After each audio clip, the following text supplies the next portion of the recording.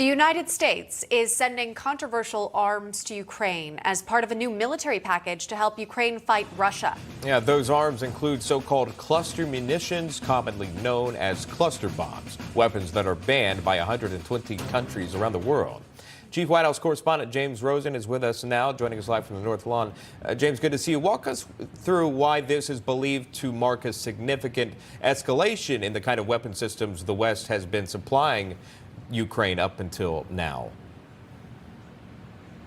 Sean and Emma, good morning. This move occasions concerns across a range.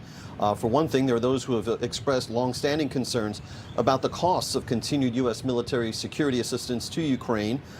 This would be, after all, the latest in a series of drawdowns, more than 40 in all, of U.S. security assistance since the Russia-Ukraine war began some 17 months ago, totaling about $75 billion to the U.S. Treasury. This would be the first time, however, that the U.S. has provided these kinds of weapon systems, these so-called cluster munitions, to Ukrainian armed forces. These are projectiles that are essentially consist of a series of smaller bomblets that then explode and effectively expand the kill zone. Arms control analysts have warned for decades that these cluster munitions increase the number of civilian casualties, both when they go off and perhaps even more so when they fail to go off. Pentagon officials say that where this latest shipment, or this first shipment of these cluster munitions to Ukraine is concerned, they are trying to reduce the dud rate for them.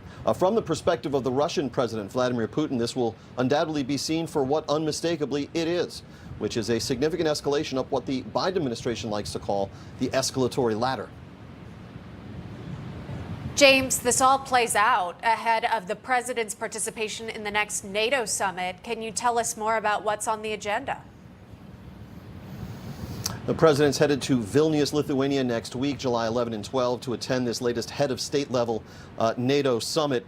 This is a president who, of course, campaigned on and touts regularly his success in his ability to reinvigorate the transatlantic alliance. And this NATO summit, he hopes, will reinforce that. It's another opportunity for him to work behind the scenes to try and keep the Western coalition that has been supporting Ukraine in this conflict reasonably aligned together. These security packages assist with that.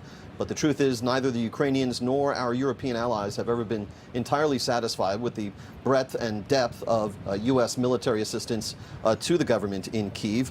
Nonetheless, Mr. Biden also hopes that this Vilnius summit can advance the final push for accession to the NATO alliance for the country of Sweden. It's an effort for which the president actually prevailed on the Secretary General of NATO, Jens Stoltenberg, to extend his term once more for another year.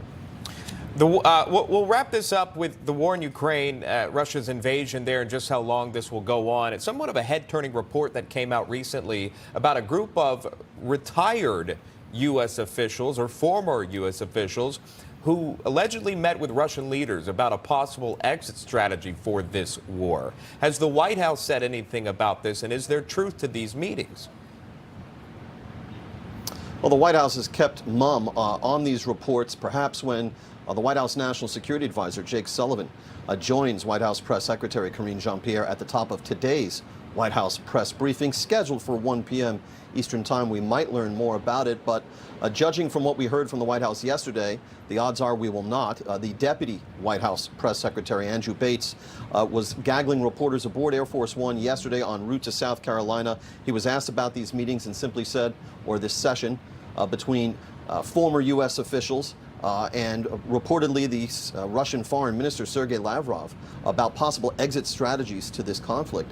The White House Deputy Press Secretary Andrew Bates simply said he wouldn't speak for individuals who are not presently part of this administration. The group was said to be comprised of members of the Council on Foreign Relations, a very influential and prestigious group of international relations experts, former officials and whatnot. It would be unusual if such a high-level, prestigious group, some of whom probably harbor aspirations to serve in government once more, were to undertake any such meeting like this with Foreign Minister Lavrov without alerting the State Department, and without the State Department in turn providing some advanced briefings for them.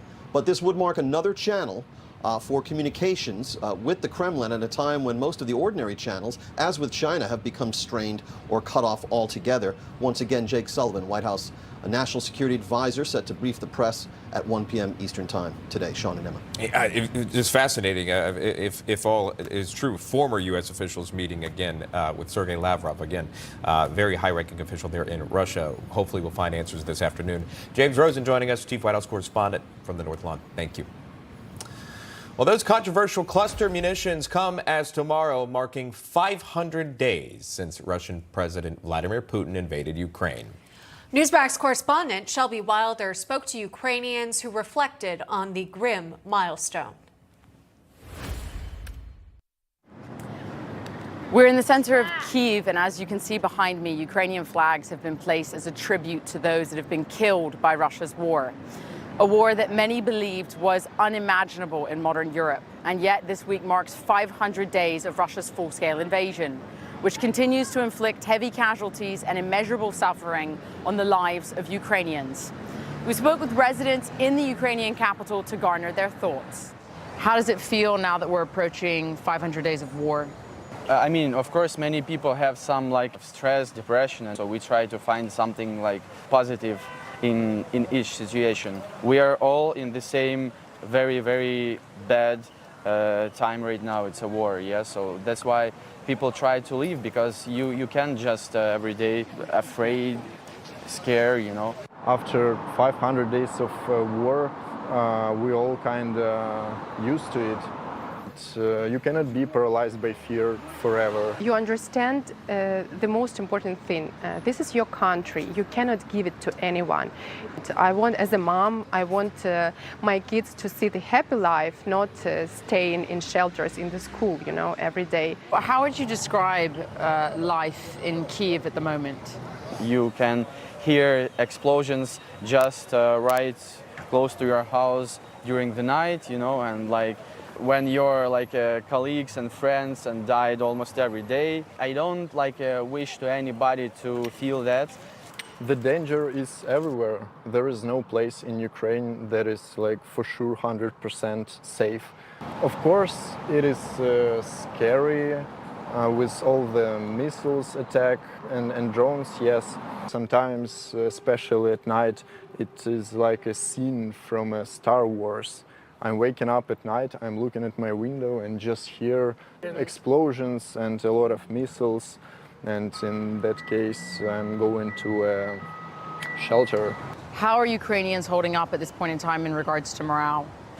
I feel that our victory will not be very soon, to tell you the truth, but I feel that we definitely will win, because our only chance to live, to be like a nation, to stay on our land and to, I don't know, raise our kids and have a future.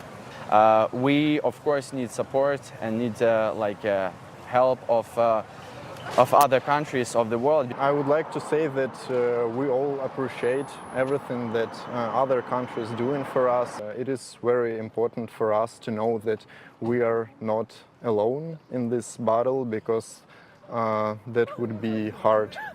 I can say that I feel more and more proud that I was born on this land, on the land of such strong and amazing people. I believe that all these sleepless nights, all these deaths, all these kids taken childhood, it will not be just for the news. It will be for the future, you know, for the history. I want to believe in this, and really, that's why I'm staying here.